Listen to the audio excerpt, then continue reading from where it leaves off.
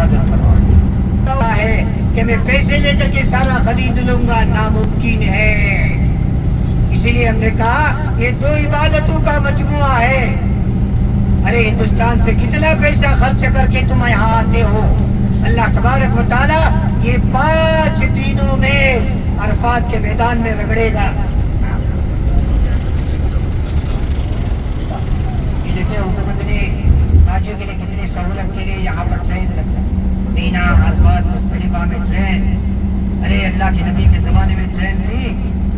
اللہ کے نبی کے زمانے میں پیدل حج ہوا کرتا تھا۔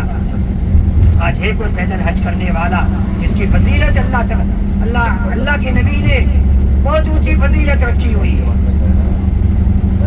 یہ سمجھ کے نہ آنا مکہ مکرمہ کی سرزمین پر کہ میں یہاں عیش و آرام کے لیے آؤں گا یا پکنک منانے کے لیے آؤں گا، یاد رکھ لے اگر پکنک تجھے منانی ہے تو دنیا کے بہت سارے شہر ہیں، یہ اللہ کے نبی کی یادگاریں ہیں، صحابہ کرام کی یادگاریں ہیں، اللہ کا گھر ہے۔